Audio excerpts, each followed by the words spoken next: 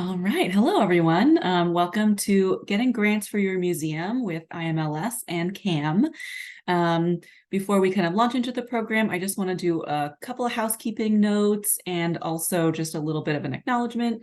So as we begin this event, we want to acknowledge and honor the original inhabitants of our various regions. California is home to over 150 tribes, and an acknowledgement is just one step towards working with Native communities in meaningful relationships. Museums and many institutions were founded upon purposeful exclusions and erasures of Indigenous peoples and still benefit from settler colonialism and associated harms. So CAM is committed to moving beyond land acknowledgements and into action, and we encourage you to find out more about the tribes in your area and find ways to celebrate and support them. I am currently in North Hollywood, which is the traditional territory of the Tataviam, the Chumash, and the Gabrielino Tongva peoples. There is a really helpful website if you're not familiar with it that I'll add into the chat in a moment. It's called nativeland.ca, and it's a helpful resource, not definitive, but very helpful just to kind of get an idea of what kind of tribes are around you. So thank you. With that said, I will move on to our webinar housekeeping. Just a couple of notes. We are recording this webinar. Let me change my slide here. There we go.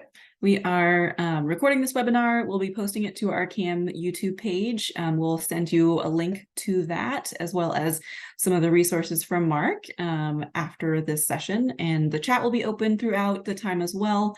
The Q&A is available for you to fire away with lots of questions. And again, those resources we'll send to you after the conclusion. So thank you.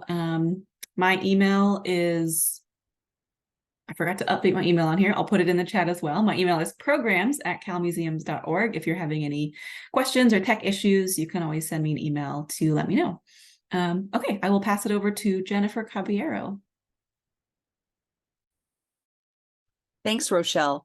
I'm Jennifer Caballero, as Rochelle just mentioned. I'm the Executive Director of the California Association of Museums.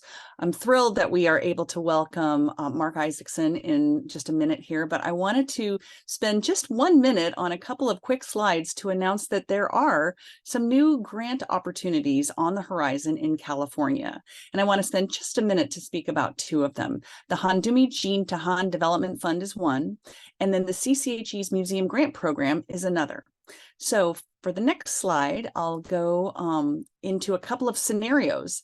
A generous donor was the person who put forth some money and really wanted to see the field develop in terms of people having hands-on skills to go out and get grants. So we have a couple of scenarios that we put together here, and I wanted to let the CAM community know that there will be folks who can guide you through this, and we have a few options. Either emerging museum professionals can take a course in grant writing. We could also set you up to be part of a coaching scenario for your whole organization, leading up to an either IMLS or a California Museum Grant Program application process. Or if there's a creative approach that you would like to share with us in terms of building up your skills in terms of grant funding and learning how to do this work. We're looking into 2 cycles for the first year, doing it $9,000 each. And so we will have an application, a scoring rubric. We will manage the announcement. So we as CAM are administering this program. Watch our CAM e-news for any updates about this. We are going to be doing this starting this winter. So exciting news on that. And then secondly, I wanted to let you know that we have our California Cultural Heritage Endowment, otherwise known as the CCHE. That is the organization that the Snoopy plate that we have here in California goes toward, and then the Museum Grant Program is administered by the CCHE. They will be returning in 2024. So public comment will open in December of 2023. So if you have any questions about getting grants for your museums through the Museum Grant Program here in California, that will be coming up in December. Grant guidelines will be updated, and they are looking for new folks to be part of the grant review process. So the good news is that the CCHE will have a booth at our CAM exhibit hall set up in Long Beach when we will be there March 12th and 13th as part of Long Beach Launch Point, which you can see the logo for there at the bottom of the screen. So I look forward to hearing from more of you who might be curious about this program. Don't hesitate to reach out to me at cam@calmuseums.org if you have quick questions. Otherwise, watch Cam eNews for those updates. So without further ado, wanted to now introduce you to Mark Isaacson from the Institute for Museum and Library Services. Mark, take it away. Mute myself. Thank you, Jennifer. It's really nice to be here and be able to talk to folks from California who are interested in applying for and knowing more about the IMLS grant programs and grant opportunities. So let me just make sure I share my screen and get this visible to y'all. So hopefully you can see that now. Let me share that. And part. There it is. Great. And Rochelle, just tell me if anything's amiss. If not, I'll just keep going. So again, my name is Mark Isaacson. I'm one of the program staff here at the Institute of Museum and Library Services. And so I wanted to share with you some information about our grant programs, including an introduction to IMLS. We're going to talk about eligibility for our grant programs. I'm going to talk about some of the specific grant programs which are available to museums. That's coming up with our November 15th deadline. And then I'm going to wrap up with a few application tips. If we have time, I'll talk about some other opportunities that might be of interest to you. And of course, take questions from you throughout the process, but we'll definitely have some time at the end as well. So one of the things I wanted to ask was just to get a sense from those participating what the level of familiarity you have with IMLS grant programs or federal grants just in general, right? So if you want to go ahead and answer the poll, that would help me sort of see where folks are. So we have people answering live time. This is great. So we have a good number of beginners and a couple of experienced folks, which is great. And that is actually not that unusual for our applicant pool here at IMLS. Yeah, this is great. So one of the things that I think is good to know is that pull away and keep going. So many of the applicants to IMLS grant programs are first-time applicants, and talking to IMLS program staff like me or other folks in our agency is very welcome. And so you can always reach out with questions as well as schedule counseling calls for those of you that are doing this for the first time.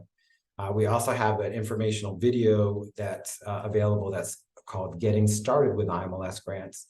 That's also a good starting point. But by watching me and being part of this particular session, you're going to get a good grounding that hopefully will help you see where there's opportunities. And for folks that have more experience with federal grants, maybe not with IMLS or with IMLS, you might have more specific questions about particular grant programs or the suitability of your projects. And again, we're also able to do more types of counseling calls with folks who want to really sort of hash out the specifics of their project and find those opportunities. So just as a reminder that IMLS is a federal grant-making agency, and we're the primary source of federal support for the nation's libraries and museums. And indeed, the biggest part of our agency is support for public libraries. But what we're here to talk about are museum grants, and particularly the grants that we give, as well as convenings that we do with convenings of grantees, as well as a lot of research that we do about museums, including our upcoming survey, first nationwide survey of museums. But let's talk about our grant programs first. The primary question that mostly comes up for folks is am I eligible? Is my museum eligible?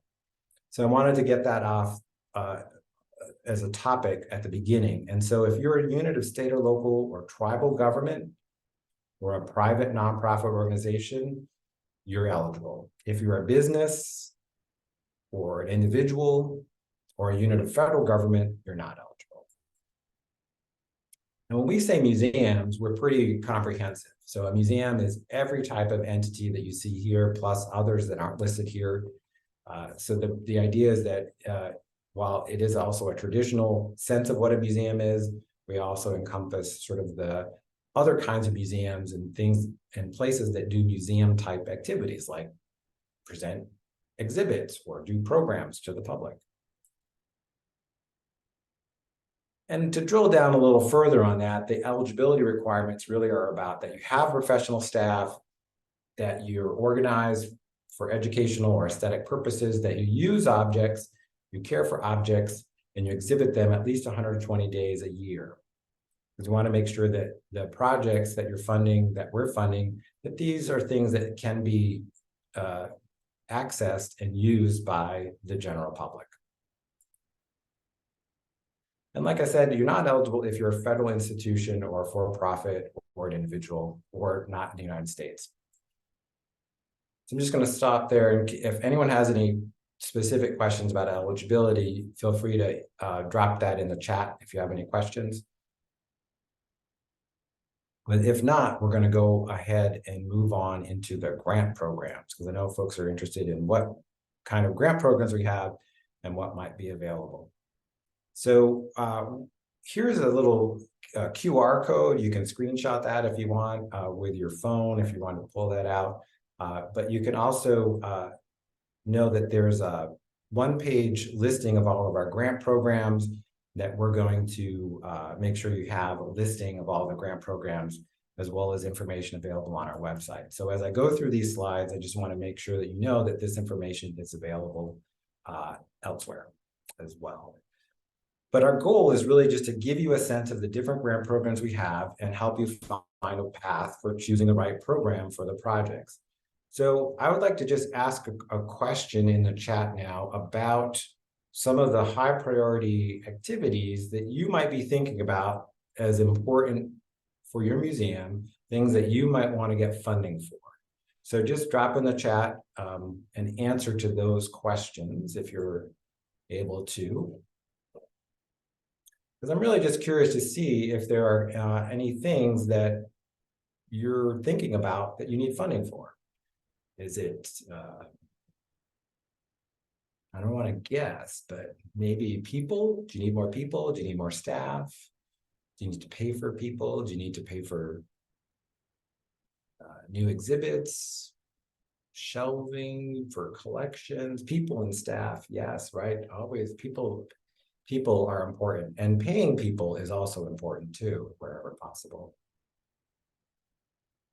Well, as you think about the kinds of things that you're likely to seek funding for, like a new exhibit, yes, definitely something we can support in these grant programs. There's definitely ways to, and staff and volunteer training, that's another good one. So staff professional development, volunteer training and professional development. Yes, we can definitely support that. Helping with collections management, for sure. There's definitely opportunities for that. At all points in collections management, whether it's, from basic inventorying of the collection, cataloging the collection, digitizing, as well as rehousing, putting the collection in new boxes and storage equipment, as well as doing other kinds of digitization or more advanced activities. So let's get into some of the grant programs as well, and I'll have some examples too of the kinds of things that we funded at California institutions, so you can see some examples. But these grant programs I'm going to talk about all have a deadline of November 15th, 2023. So it's coming up soon. So I definitely want you to think about opportunities to use these grants and apply before November 15th. If this is too soon for your organization and you need more time, remember that our IMLS grant programs generally are in an annual cycle. So the next opportunity for most of these programs will be next November. I also see somebody put in the chat about technology upgrades, exhibitions, and field trip programs. And yes, to all of those for sure. We have folks that come to us for website enhancements or technology upgrades related to the public facing stuff, as well as technology that's used for collections management. Even ticketing systems for your public access.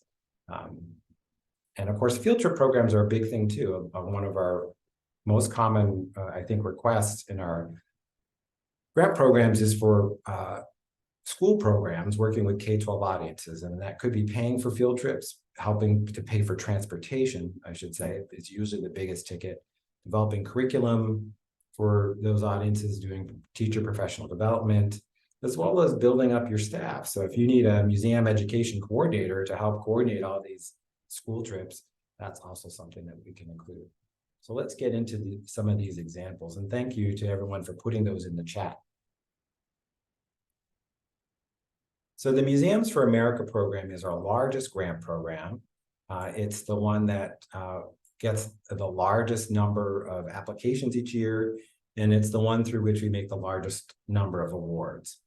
It's for museums of all types and sizes, and it's really focused on strategic project-based activities. So the strategic piece is that we ask you about your strategic plan and your strategic goals, and we ask you to tell us how this project that you're requesting funding for helps advance a priority for your institution. So it's important to have, if not a formal strategic plan, some sort of priority setting document that you and your board or the leadership of your organization have determined that, hey, here's the high level things that we're going to focus our energy on. And then we want to know that the grant you're asking for, the project activities that you want to get supported, are going to help you advance in those goals. Within the Museums for America program, there are sort of three large buckets or goal categories. One is lifelong learning, one is community engagement, and the last is collection stewardship. Lifelong learning is really where we see most of our exhibitions, requests, public programs, requests to work with schools, K-12 audiences of all ages. Community engagement is really for projects that are directly engaging in the community and working with the community. Often these are sort of co-creating exhibits or addressing issues and needs within your community and sort of really working outside the walls of your museum. Collection stewardship and access is also where most of our applicants come, where they're trying to really focus on their collections care mandate for their organization. And this can be all sort of from, like I said, basic level collections stewardship to more advanced. Now in this program, the grants funding is up to $250,000, and the grants usually run for multiple years, from 1 to 3 years. There's a cost share requirement of 1-to-1. And what that means is that for every dollar you request from IMLS, you have to plan to provide an additional dollar in cash from a non-federal source. And that also can be your staff time, your volunteer time, or other sorts of contributions. So remember, cost share isn't always just new cash coming in, but it can mean the contributions of your staff and others who are contributing to the project.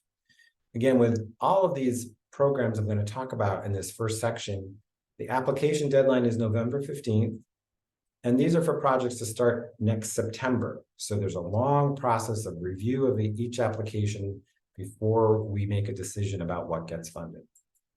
Now here's some examples of some things that have been funded just in the last, the 2023 cycle.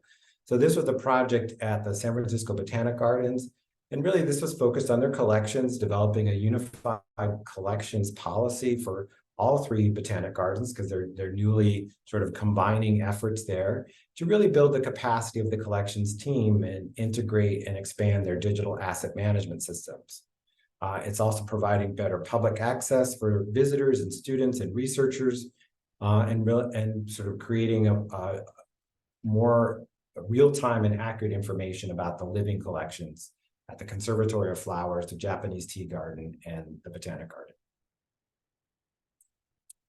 Another example here is at the Oakland Museum of California, where they're digitizing 2,000 images from a recently acquired collection of photographs. And what's important here also is that they're going to collaborate with Native community members to ensure that their perspective is instrumental in the approach to both the care and use of the collection, as well as the documentation that goes with the images and access that's going to be provided to the images. And finally, this other example is from the Santa Cruz Museum of Art and History. And this is where they're going to focus on a group of stories about Black pioneers who came to Santa Cruz County. They're going to work to develop, do a panel discussion, do a walking tour, community event, as well as K-12 curriculum.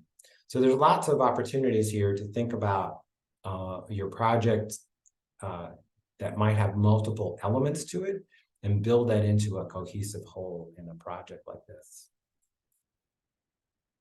And again, if you want more information about the Museums for America program, you can go to this link on our website, which has detailed information about the program. And of course, all the examples that they are also searchable in our search awarded grants on our website. Let me go to our next grant program that I want to talk about. This is the Museums Empowered program. Now, this is a special initiative that we're focusing on using professional development as a tool for generating change within museums. So like the Museums for America program we just talked about, which was more focused on your audience or your community or your collection, and the Museums Empowered program, it's mostly focused on the people at your museum and the staff of your museum, and particularly trying to help address issues that might be recurring that you want to devote some time and energy to creating some change around. And this can be focused on digital technology, on diversity, equity, and inclusion, on evaluation or organizational management. These are also for 3-year grants, up to $250,000, and a 1-to-1 cost share. And it's important to keep in mind for both Museums for America and this program, when we say the request can be up to $250,000, you'll see the bottom line is $5,000. And what I always ask or suggest to folks who are considering applying is to make sure you ask for what you need. So if your request is $40,000 or $50,000 or $250,000 of federal funds, ask for what you need and scale your project accordingly, because we do fund at all levels of requests. So here's again an example. This is the Armory Center for the Arts. It's in, of course, as you probably may know, is in Pasadena. And this is really to look comprehensively at evaluation. So they're going to bring in a consultant to work with youth to do some co-creating of evaluation protocols, develop a new evaluation framework, pilot this evaluation within their education programs, and really equip museum staff with new insights to capture youth experiences in the arts. So again, it's taking evaluation from being a one-off activity that you do piecemeal to developing training and protocols so that this can be a systemic approach within the museum. Here's another example of a Museums Empowered grant. This is at the San Diego Zoo. And this was, again, looking at diversity and inclusion in their mentorship program for young veterinary students and creating new opportunities for those students to both receive great mentorship and apprenticeship opportunities at the zoo and also support them to be more successful in those opportunities. And finally, this is an application at the Tech Museum in San Jose, which was focused on organizational management, and where they were really looking at developing, more opportunities for staff growth within the organization. They were realizing that staff were either leaving the organization because they were not perceiving opportunities to grow. So trying to create opportunities and training career ladders within the organization, as well as focusing on their larger goals for their institution and their 130 staff members. And this one from the Chabot Space and Science Center in Oakland. Again, this is focused on helping to infuse their staff and their board and volunteers and interns with anti-racism and anti-bias training. This was something that they had articulated as an important need for their organization. And so the training is designed for staff at all levels. and is going to help them create an action plan for continued work in this area that was important to them in their strategic plan.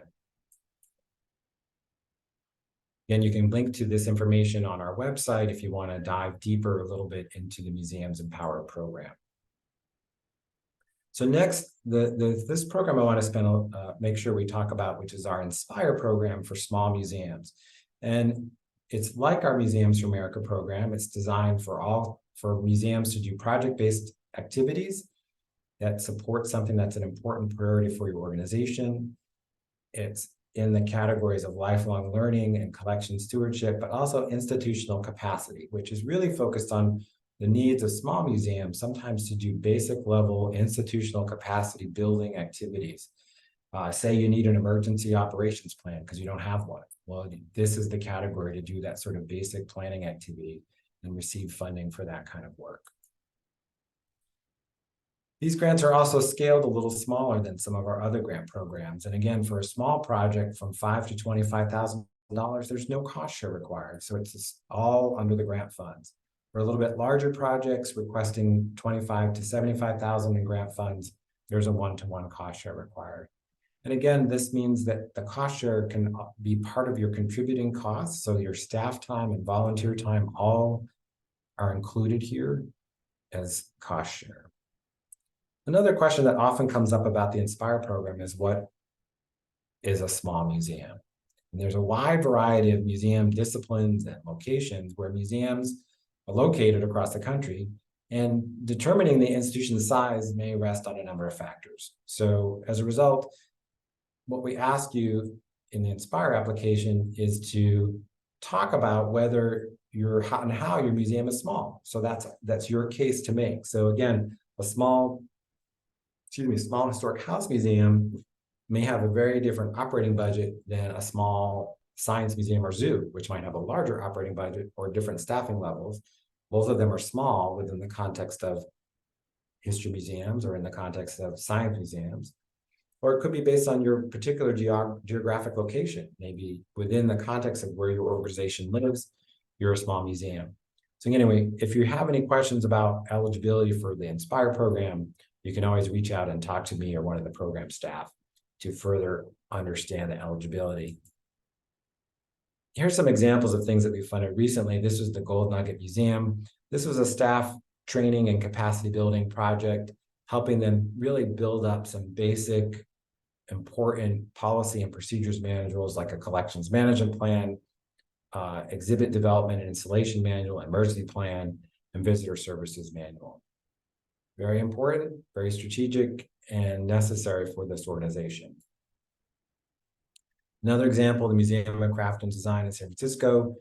This is helping them to do more with their exhibits, particularly this mobile make art project, where they're developing these multilingual instructional art kits and distributing those externally to others outside the organization.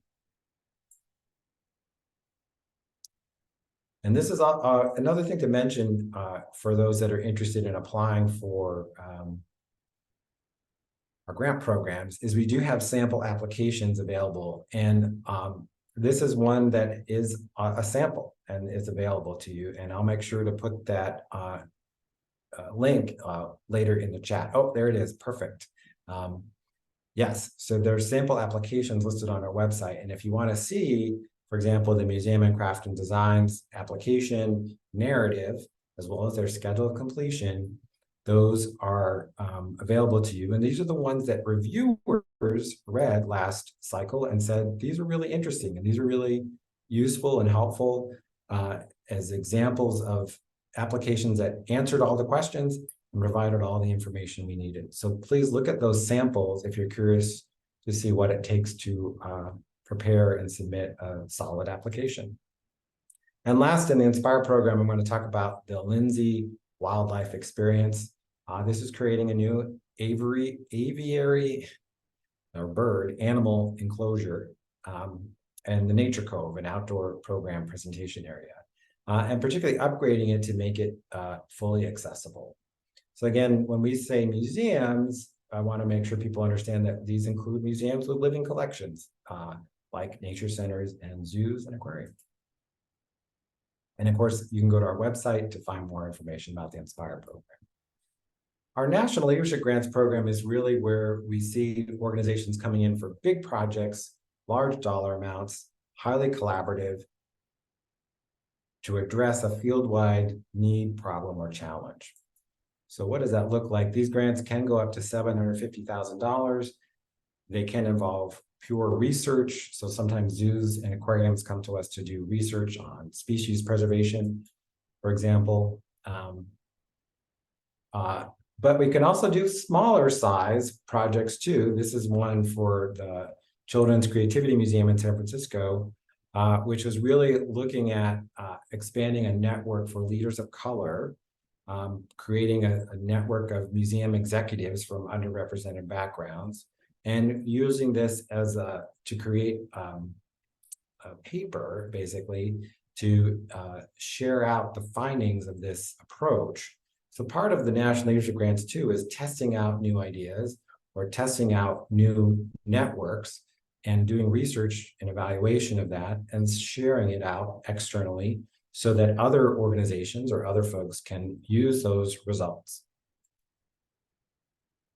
Another example is the Monterey Bay Aquarium. Again, this was focusing on creating a new standard and tool around carbon emissions, particularly for zoos and aquariums. And this is working in partnership with the Aquarium Conservation Partnership, which is a coalition of aquariums, working with advisors, doing the work to develop this tool, and then of course, sharing it out externally to the field. This is a great example of a national leadership level grant. Also, Lawrence Hall of Science got a very small grant. These are sort of our rapid prototyping type grants in this under $50,000 range. Again, testing out new ideas. And this is particularly working on a Spanish language STEM program to see if it could address a particular need for STEM opportunities and creating role models for Latinx museum visitors and learners. You go to our website to find more information about the National Leadership Grants. The next two programs I'm going to talk about our African American History and Culture program and Native American, Native Hawaiian Museum Services program have a more restricted or focused eligibility criteria. So in this program, it's for institutions whose primary purpose and mission is focused on African American life, art, history, and culture. These grants can go up to $500,000 or for up to 3 years. And an example of an organization that received a grant recently was the Museum of the African Diaspora in San Francisco.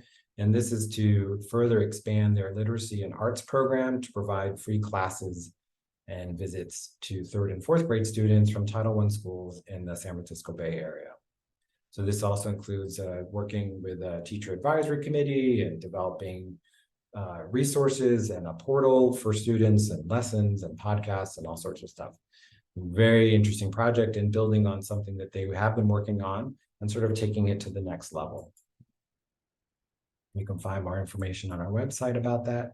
The Native American Native Hawaiian Museum Services Program is open to any federally recognized Indian tribe, right? So as well as Alaskan Native villages and organizations that serve Native Hawaiians. And these are organizations that don't necessarily have to have a museum, but are doing museum type services.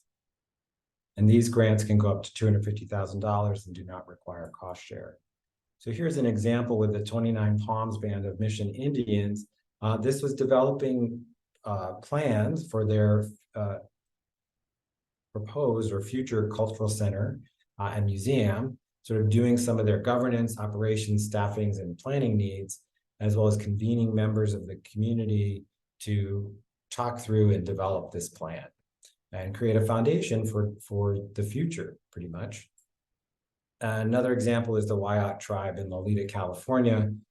This was focused on using mapping and analytics software to help them with language preservation and language usage, both in archives as well as in other materials.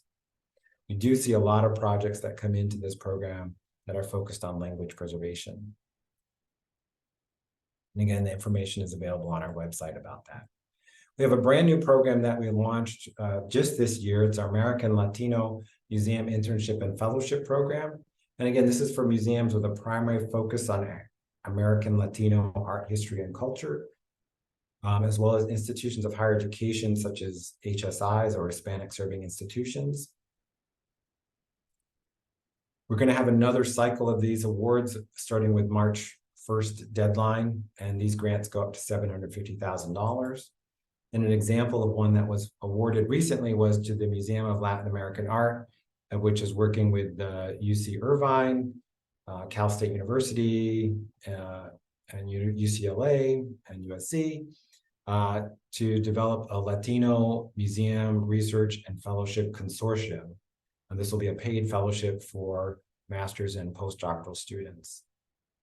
And the project funds will help support the setting up the infrastructure for this program, as well as 4 paid fellows that will digitize objects in the museum's permanent collection. And you can find more information on our website about that. All right, so that was a lot.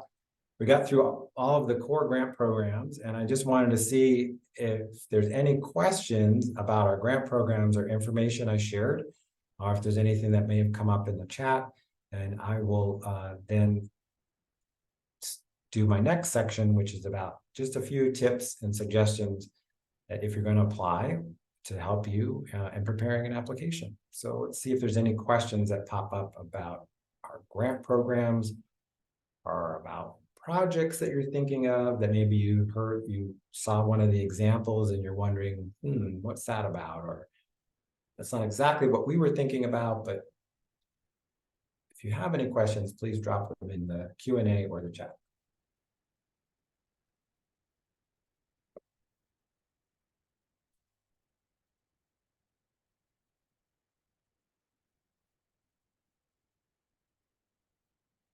Well, Rochelle, if there's no questions, I will continue on to talk about some tips. Oh, a question about confirming that the match could be staff time. Yes, that's correct. So when you set up your proposed budget, you're going to have an amount, the total project is going to be, say, $100,000 to do a new exhibit. You're going to ask for $50,000 in grant funds, and $50,000 will be cost share for the total project of $100,000. And some of that cost share may be in the form of staff time that you're contributing. So it could be a percentage of your paid staff that are managing the project or working directly in the project. It could be volunteers, if you have volunteer staff or docents who are going to be helping to do some of the interpretive work or developing scripts for the new exhibit or programs. So all that staff time can definitely be part of your cost share for sure. And you don't have to have, a letter of commitment from an external funder or anything before you submit the application. So we assume that those cost share and contributed costs are all things that once the grant's awarded and you start the project, that's all going to come into place during the project period.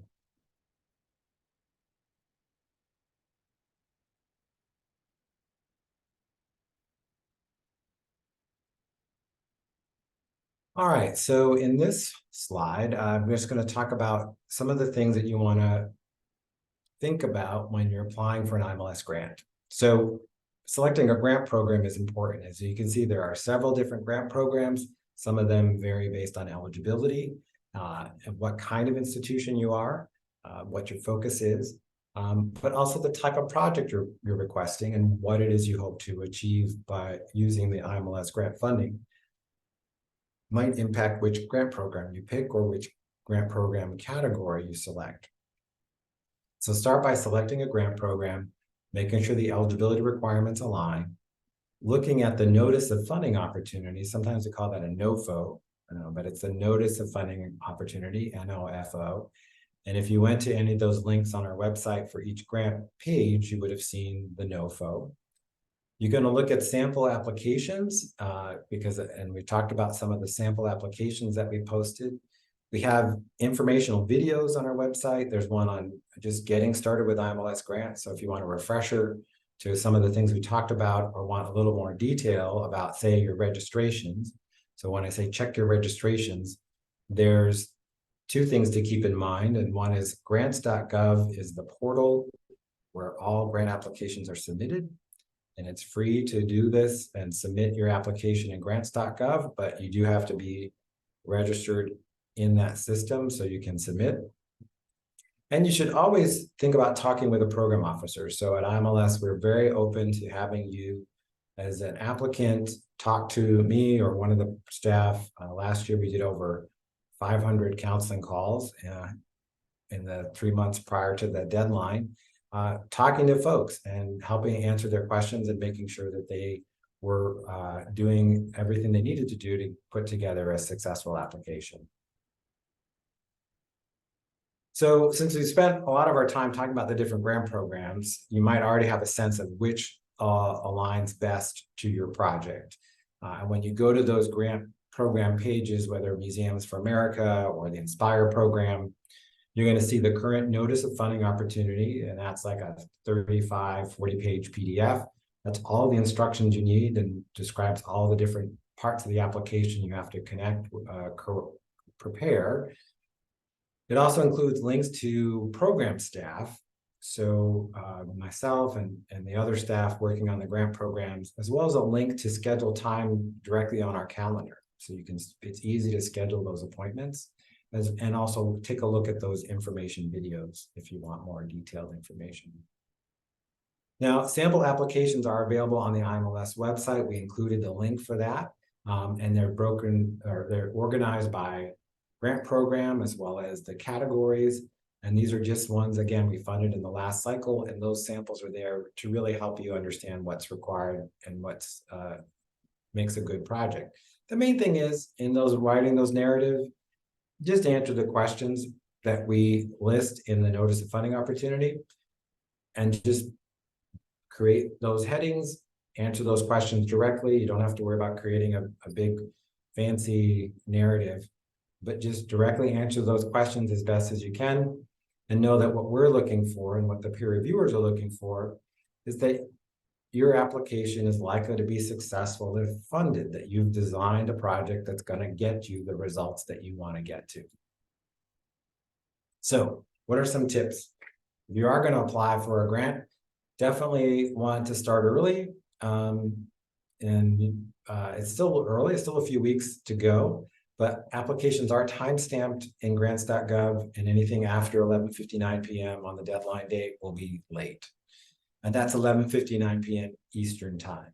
So calibrate accordingly if you're planning to work on the day of the deadline. We always tell folks, try to submit the day before the deadline. That way, if something you submitted needs to be updated or changed, you have some time to do that. Anyway. Be certain that your project goals relate to the goals of the grant program and the category you're applying to, right? So if there's any sort of concern about the goals of the program or how it matches your project, you can always reach out to staff to talk about that. Be succinct in your narrative, try to avoid jargon and acronyms. So the folks reading your application are museum professionals that are recruited from all over the country, but they might be working in different from different museums, or maybe not familiar with particular jargon or acronyms. So be clear and succinct in your writing. Develop a realistic schedule of completion. So one of the things that we say in a collections project, if you say, hey, our collection needs to be cataloged and we have 10,000 items in our collection and we're going to do it over summer with one intern.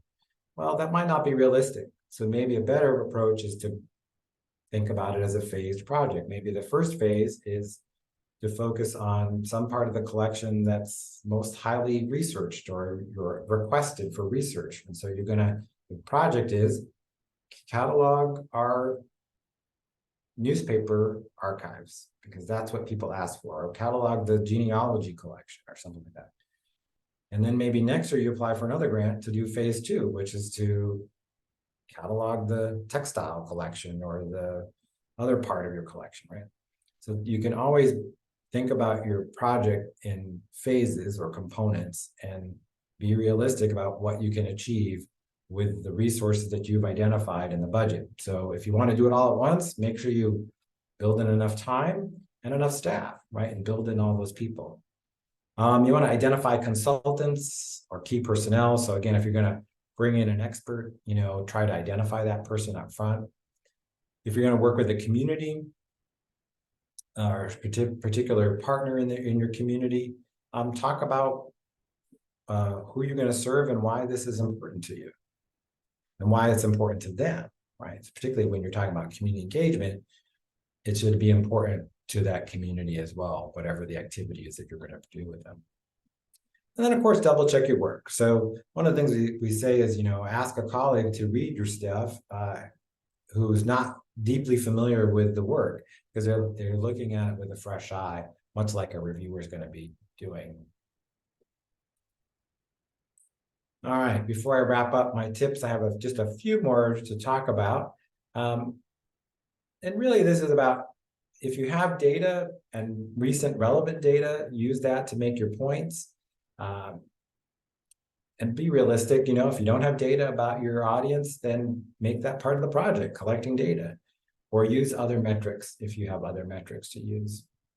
Because you want to demonstrate that you have a knowledge of your visitors and community, and that whatever activity you're proposing aligns with the kinds of things that they're looking for.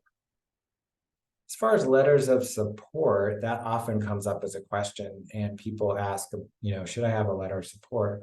Well, definitely from, say, the school district, if you're going to create a program for a school audience, right?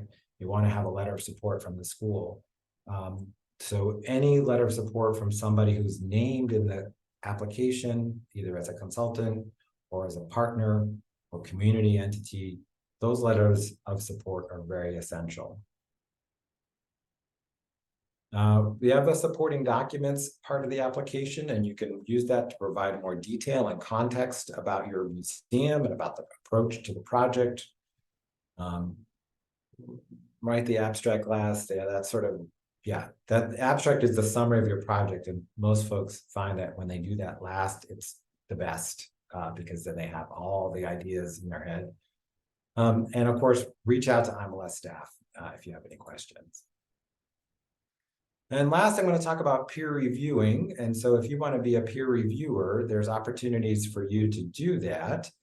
You can link to information on our website. And thank you, Rochelle, for dropping that in the chat. We recruit and use several hundred peer reviewers every year. And it's a skills match. So even if you've never been a peer reviewer before, if you know a lot about children's museums and doing public programs for children's museums, and we have a lot of applications from children's museums wanting to do public programs, we're going to match your skills with those applications, and you're going to get to read them and provide a set of scores and comments based on the review criteria.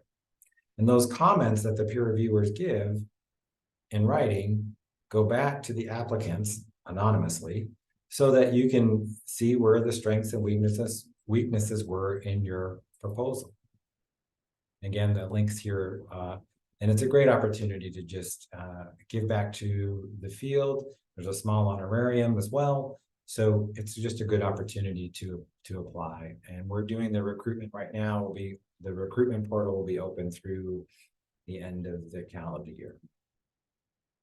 So I wanted to stop there again to see if there's any particular questions from members of the audience that we haven't gotten to, and see if there's things that I can offer to be helpful.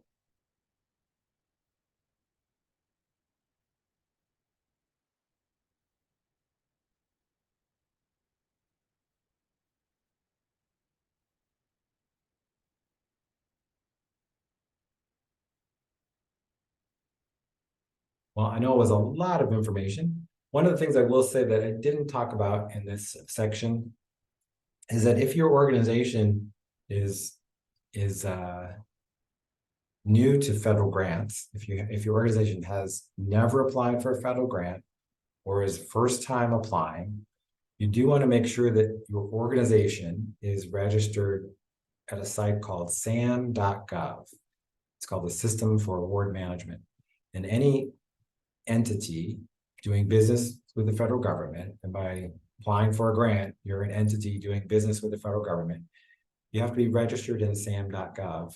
And that's where banking information is contained, and they verify that you're a known entity and that the folks who have access to your registration are the authorized representatives of your organization. So sam.gov, thank you for putting the link in there, is essential to start with first. I would say right now, if you're a new organization, because it can take a couple of weeks to get that registration in place. And without a sam.gov registration, you would not be able to submit your application into grants.gov, because only verified entities can go into grants.gov.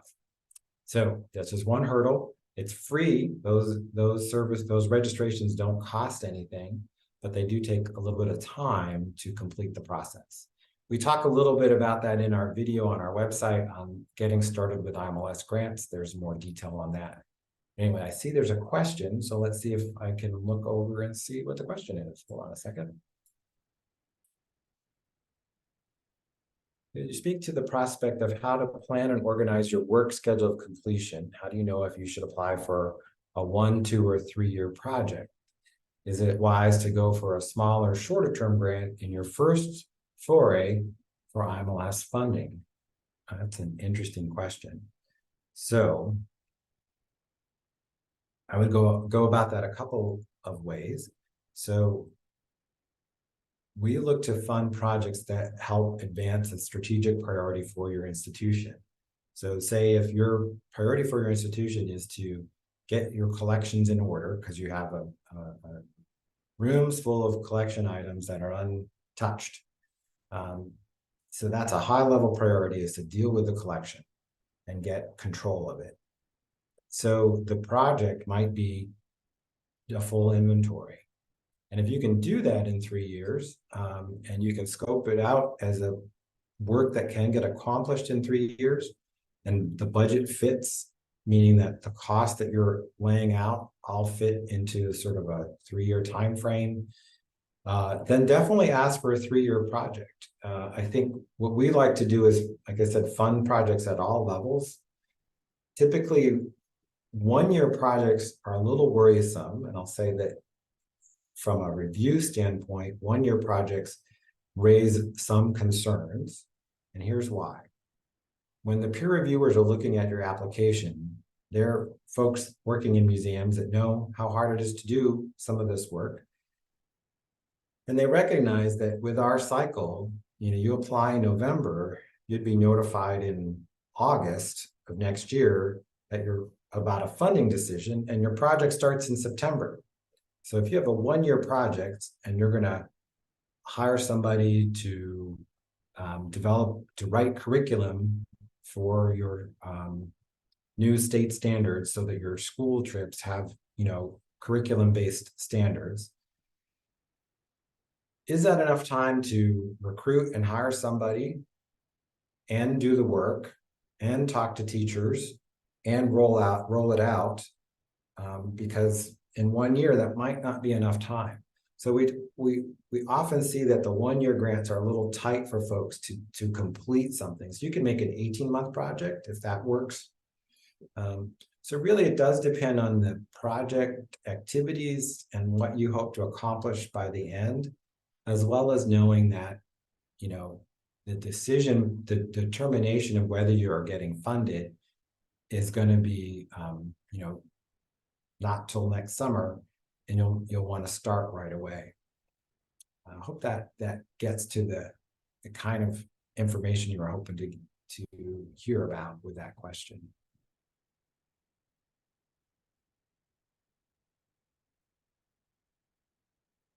The other part I would say is, particularly for smaller institutions or organizations that maybe this is a first foray, it's also okay to ask for a very discreet thing, right? So if you're like, hey, we just need to, get a new server for our website because the website is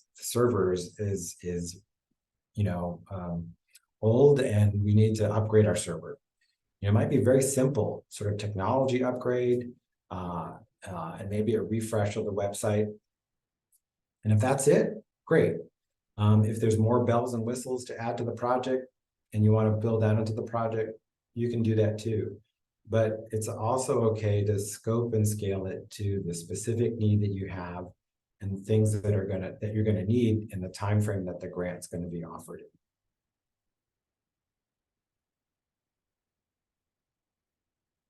I have a couple more slides, and I'm just going to zoom through quickly to one or two things that might be of interest. So there's a couple other things that IMLS does outside of our regular grant programs. One of them are technical assistance programs, and you may have heard of these, MAP and CAP, and they're really both designed to provide direct services to small and mid-sized museums. Both of them have deadlines coming up in February. So if you're thinking about MAP, it's an assessment tool. If you apply in February, you would be starting the process in the spring. You get a visit from a peer reviewer who would come to your museum, do a report and findings and recommendations, and you get that in the fall. And that could be focused on your collections, on your organization, on your community engagement, on your education interpretation. And again, involves a self-study as well as working with a peer reviewer. And it's designed to get you sort of that sort of time and energy to help set priorities. And these recommendations are for your organization. They don't come back to AAM or they don't come back to IMLS, even though we fund the project. But these recommendations are for you. And you don't have to be a member of AAM. They're the operators of the program. And I would encourage you to think about that as a resource, because oftentimes when you submit a grant application, it's helpful to have sort of done an assessment or some sort of survey that has helped you determine what's a priority for your organization. Likewise, the collections assessment for preservation program is particularly focused on collections care and improving care of collections. They also have a February deadline, and that would really be looking at getting you either like a general conservation assessment, again, getting a conservator on site to look really closely at the objects in your collection and think about where those priorities are, which collection items are most in jeopardy. So if you need that sort of focused work from a conservator, the collections assessment for preservation program is available to you. So again, those are the two. I have a few more I could talk about, but I'm going to stop there and leave that for any questions, if there's any further questions. And otherwise, I think we're pretty much ready to wrap up. I'm going to put in the chat, because I can put in the chat my email address.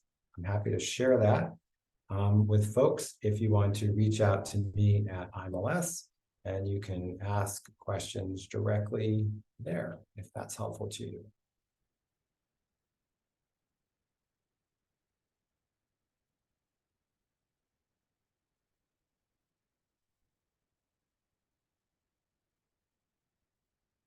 I want to thank everyone for your time and attention today. It was really great to get a chance to talk to folks in California and the California Association of Museums Network about our grant programs.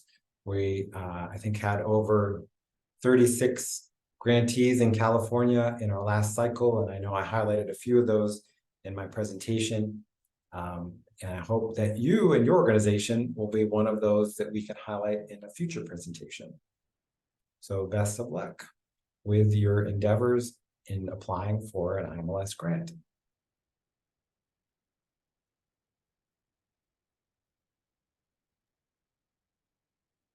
Well, with that, I'm going to just say what everybody's saying in the chat, which is thank you so much, Mark, for this really terrific in-depth information. We have been recording this webinar, so we will be sharing it with the field. And so, you know, we welcome you back for further conversations about California museums. Maybe some of our small museums would like a more in-depth exploration of those opportunities. And we welcome having the IMLS at our annual conference as well, so that people can get to know what's available to them through the IMLS, and what we uniquely in California can source some funding for from federal grants. So I appreciate you being here today, and I just wanted to acknowledge you. Thank you. Thanks, Jennifer. Have a great day, everyone.